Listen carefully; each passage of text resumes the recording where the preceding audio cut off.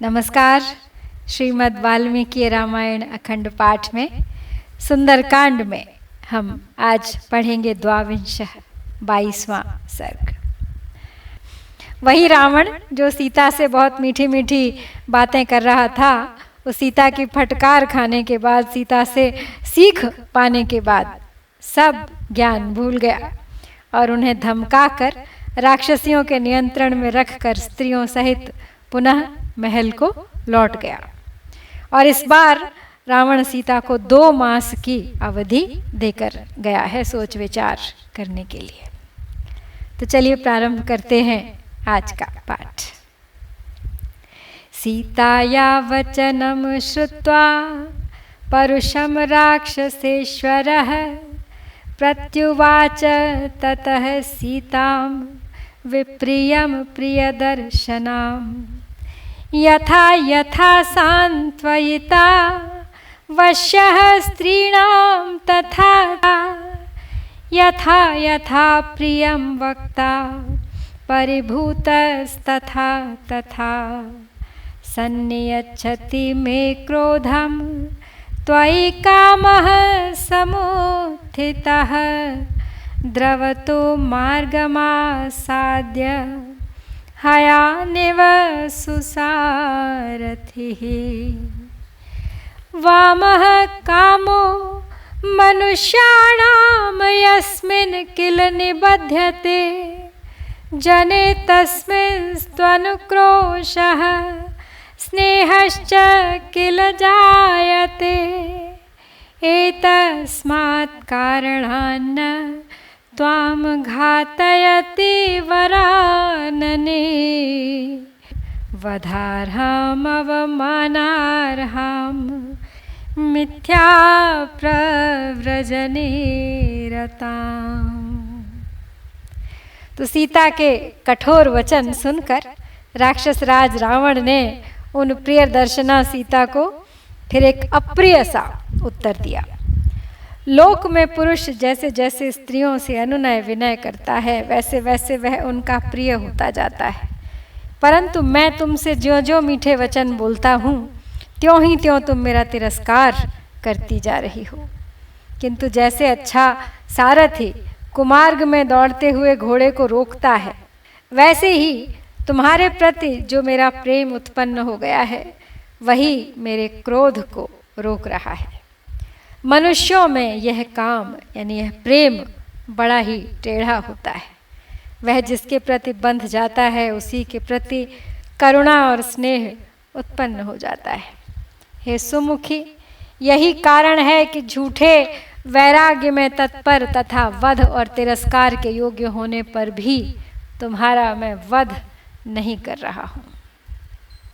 परुषाणि हि वाक्यानि यानि यानि ब्रवीषि मां तेषु तेषु वधो युक्तस्तव मैथिली दारुणः एवमुक्त्वा तु वैदेहीं रावणो राक्षसाधिपः क्रोधसंरम्भसंयुक्तः सीतामुत्तरम् अब्रवीत् द्वौ मासौ रक्षितव्यौ मे यो वधिस्ते मया कृतः ततः शयनमारोह मम त्वं वरवर्णिनि द्वाभ्याम् ऊर्ध्वं तु मासाभ्यां भर्तारं मम निच्छति मम त्वां प्रातराशार्थे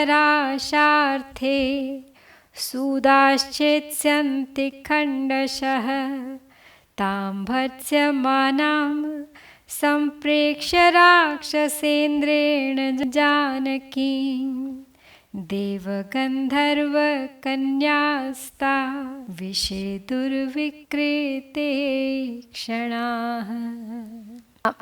आगे कहता है रावण कि हे मिथिलेश कुमारी, तुम मुझसे जैसी जैसी कठोर बातें कह रही हो उनके बदले तो तुम्हें कठोर प्राण दंड देना ही उचित है। विदेह राजकुमारी सीता से ऐसा कहकर क्रोध के आवेश में भरे हुए राक्षस राज रावण ने उन्हें फिर इस प्रकार उत्तर दिया।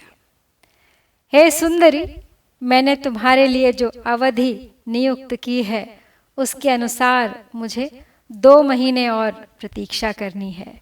तत्पश्चात तुम्हें मेरी शैया पर आना होगा।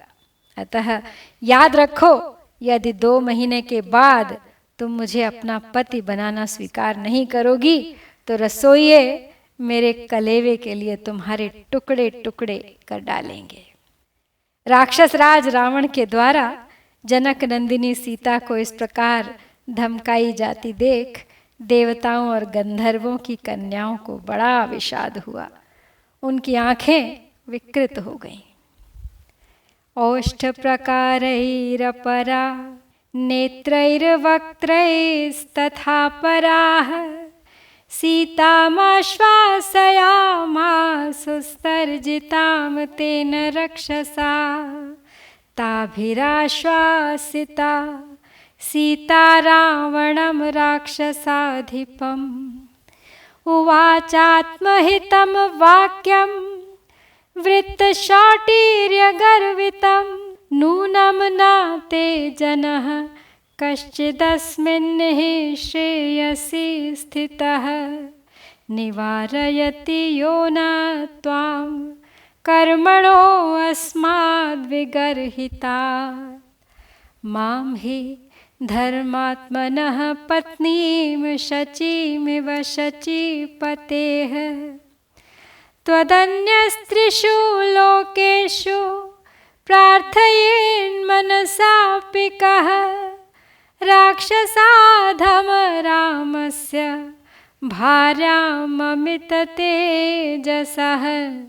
उक्तवानसि यत्पापं क्वा गतस्तस्य मोक्ष्यसे। तो देवताओं और गंधर्वों की कन्याओं ने जब रावण को देखा सीता को डांटते हुए, तब उनमें से किसी ने ओठों से, किसी ने नेत्रों से तथा किसी ने मुंह के संकेत से उस राक्षस द्वारा डांटी जाती हुई सीता को धैर्य बंधाया। उनके धैर्य बंधाने पर सीता ने राक्षस राज रावण से अपने सदाचार, पातिव्रत्य और पति के शौर्य के अभिमान से पूर्ण हित कर वचन कहा। निश्चय ही इस नगर में कोई भी पुरुष तेरा भला चाहने वाला नहीं है जो तुझे इस निंदित कर्म से रोके। जैसे शची इंद्र की धर्म पत्नी है, उसी प्रकार मैं धर्मात्मा भगवान श्री राम की पत्नी हूँ। त्रिलोकी में तेरे सिवा दूसरा कौन है जो मन से भी मुझे प्राप्त करने की इच्छा करे।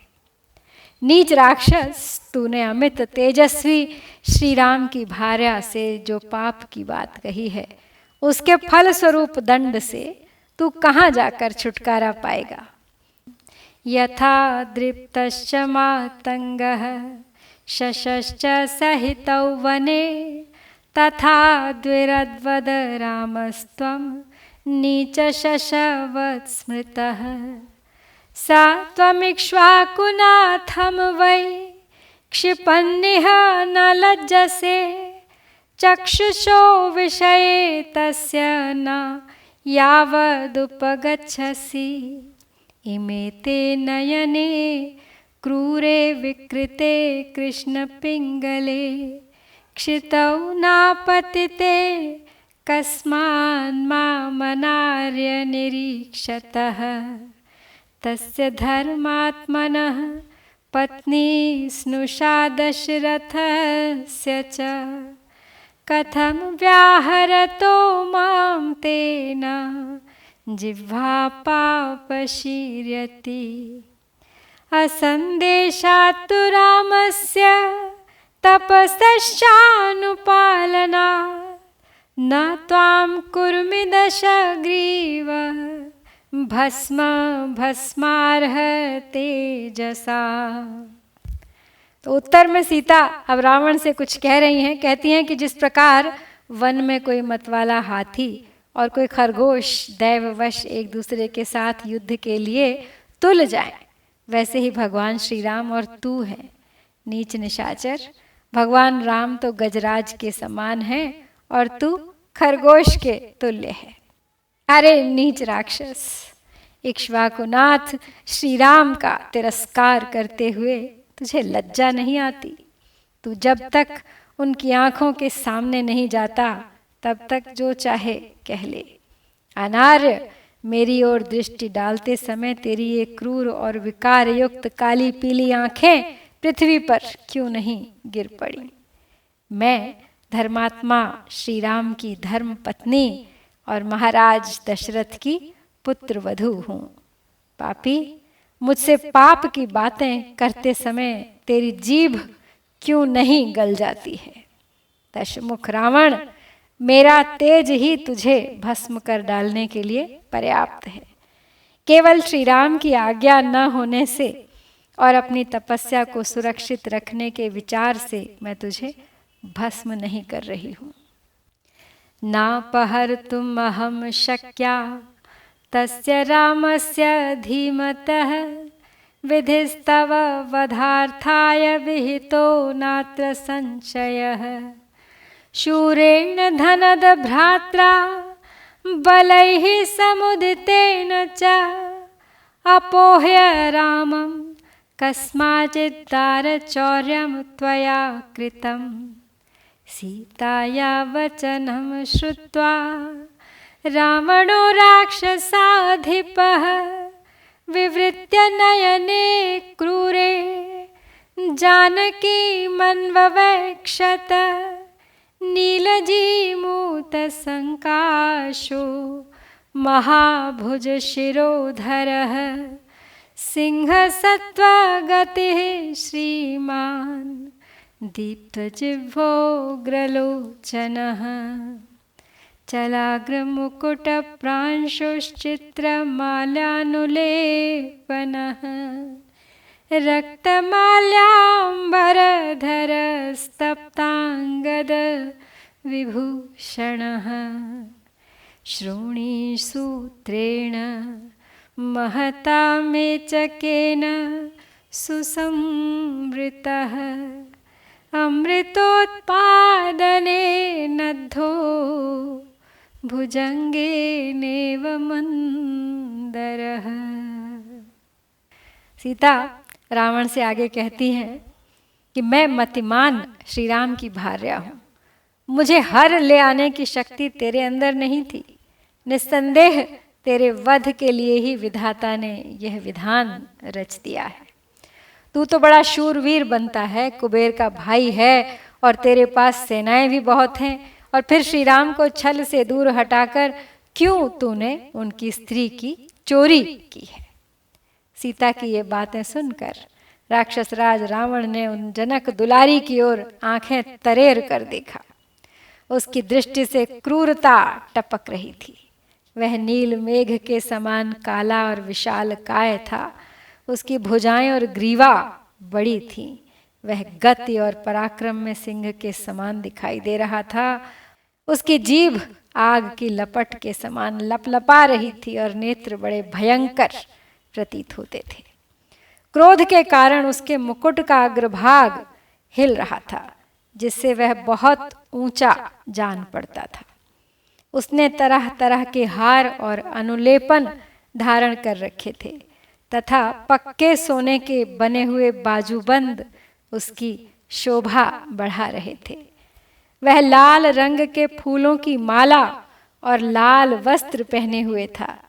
उसकी कमर के चारों ओर काले रंग का लंबा कटिसूत्र बंधा हुआ था, जिससे वह अमृत मंथन के समय वासुकी से लिपटे हुए मंदराचल के समान जान पड़ता था।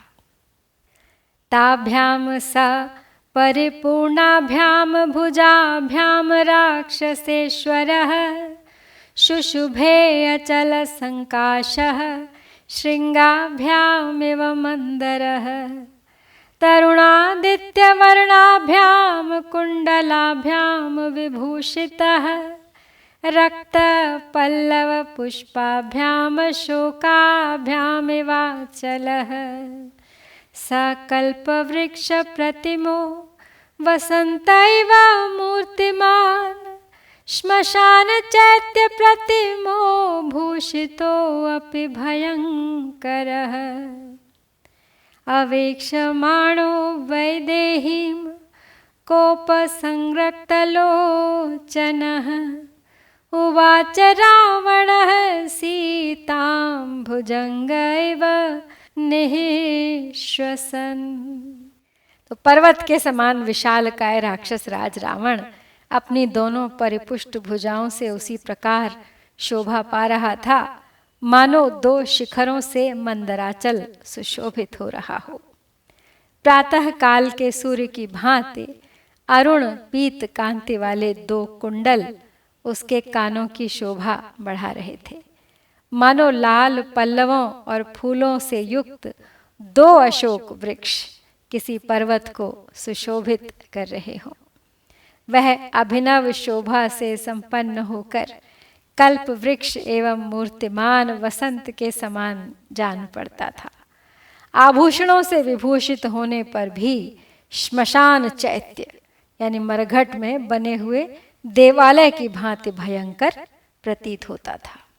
श्मशान चैत्य यानी प्राचीन काल में नगर की श्मशान भूमि के पास एक गोलाकार देवालय जैसा बना रहता था मंदिर, जहां राजा की आज्ञा से प्राण दंड के अपराधियों का जल्लादों के द्वारा वध कराया जाता था।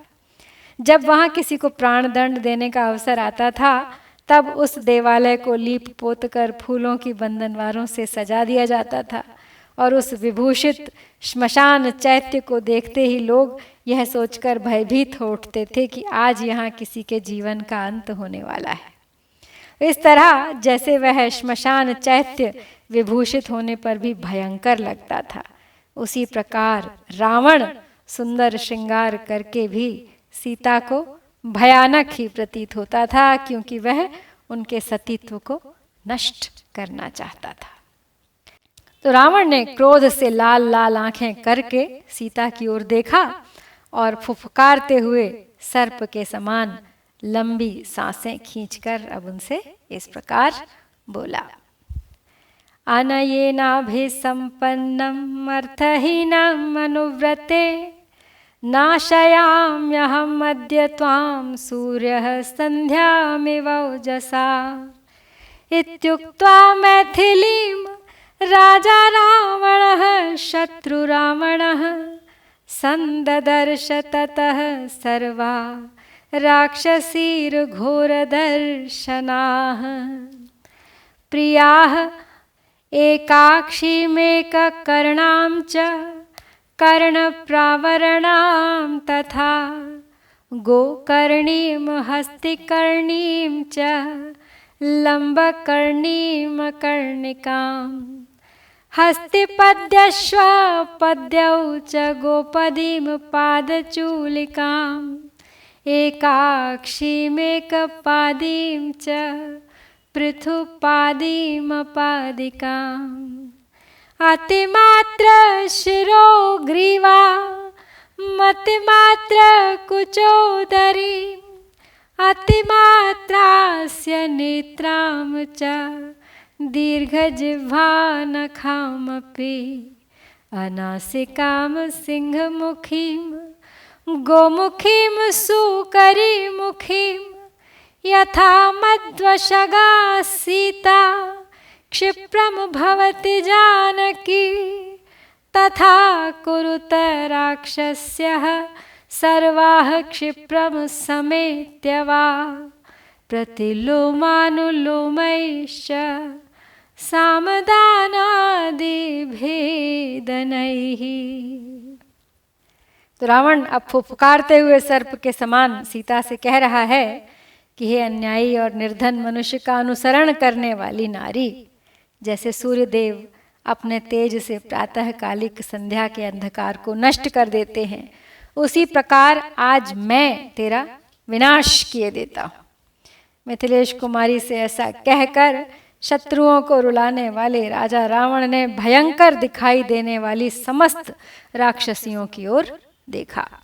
उसने एकाक्षी यानी एक आंख वाली, एक कर्णा एक कान वाली, कर्ण प्रावरणा यानी लंबे कानों से अपने शरीर को ढक लेने वाली, गोकर्णी गौ के से कानों वाली, हस्तकर्णी हाथी के समान कानों वाली, लंबकर्णी लंबे कानों वाली, अकर्णिका बिना कान वाली, हस्तपदी हाथी के से पैरों वाली, अश्वपदी घोड़े के समान पैर वाली और गोपदी गाय के समान पैर वाली, पाद चूलिका यानी केशयुक्त पैरों वाली, एकाक्षी एक पादी एक पैर वाली, पृथुपादी मोटे पैर वाली, अपादिका बिना पैरों वाली, अतिमात्र शिरोग्रीवा विशाल सिर और गर्दन वाली, अतिमात्र कुछ ओदरी बहुत बड़े बड़े स्तन और पेट वाली, अतिमात्रास्य नेत्रा विशाल मुख और नेत्र वाली, दीर्घ जिह्वा नखा लंबी जीभ और नखों वाली, अनासिका बिना नाक की, सिंहमुखी सिंह के समान मुख वाली, गोमुखी गौ के समान मुख वाली तथा सुकरी मुखी, सुकरी यानी सुअरी के समान मुख वाली। और इन सब भयानक दिखने वाली राक्षसियों से रावण ने कहा कि हे निशाचरियों, तुम सब लोग मिलकर अथवा अलग अलग शीघ्र ही ऐसा प्रयत्न करो, इसे डराओ धमकाओ जिससे जनक किशोरी सीता बहुत जल्द मेरे वश में आ जाए। अनुकूल प्रतिकूल उपायों से, सामदान और भेद नीति से तथा दंड का भी भय दिखाकर विदेह कुमारी सीता को वश में लाने की चेष्टा करो। आवर्जयत वैदेहीं दंडस्योद्यमनेन च इति प्रति समादिश्य राक्षसेन्द्रः पुनः पुनः काममन्युपरीतात्मा जानकीं प्रतिगर्जत उपगम्य ततः क्षिप्रम राक्षसी धन्यमालिनी परिष्वज्य तशग्रीवमिदं वचनम् अब्रवीत् मया क्रीड महाराज सीतया किं तवानया विवर्णया कृपणया मानुष्या राक्षसेश्वर नूनमस्याम महाराज न देवा भोग सत्तमान् विदधत्यमरश्रेष्ठास्तव बाहुबलार्जितान् अकामां कामयानस्य शरीरम् उपतप्यते इच्छतीं कामयानस्य प्रीतिर्भवति शोभना एवमुक्तस्तु राक्षस्या समुत्क्षिप्तस्ततो बली प्रहसन्मेघसङ्काशो राक्षसः स न्यवर्तत। तो रावण अब उन राक्षसियों को ये आज्ञा दे के चला गया कि किसी भी प्रकार से साम दान दंड भेद जो भी उपाय हो वो दिखाकर, भय दिखाकर विदेह कुमारी सीता को अपने वश में लाने की कोशिश करो। क्रोध से व्याकुल तो हो ही रहा था, वो जानकी की ओर देखकर और जोर से गर्जना करने लगा। तदनंतर राक्षसियों की स्वामिनी मंदोदरी तथा धान्य मालिनी नाम वाली राक्षस कन्या शीघ्र रावण के पास आई और उसका आलिंगन करके बोली, महाराज राक्षस राज, आप मेरे साथ क्रीड़ा कीजिए। इस कांतिहीन और दीन मानव कन्या सीता से आपका क्या प्रयोजन है? महाराज, निश्चय ही देव श्रेष्ठ ब्रह्मा जी ने इसकी भाग्य में आपके बाहुबल से उपार्जित दिव्य एवं उत्तम भोग नहीं लिखे हैं। हे प्राणनाथ, जो स्त्री अपने से प्रेम नहीं करती, उसकी कामना करने वाले पुरुष के शरीर में केवल ताप ही होता है, और अपने प्रति अनुराग रखने वाली स्त्री की कामना करने वाले को उत्तम प्रसन्नता प्राप्त होती है। तो जब राक्षसी ने ऐसा कहा और उसे दूसरी ओर वह हटा ले गई, तब मेघ के समान काला और बलवान राक्षस रावण जोर जोर से हंसता हुआ महल की ओर लौट पड़ा।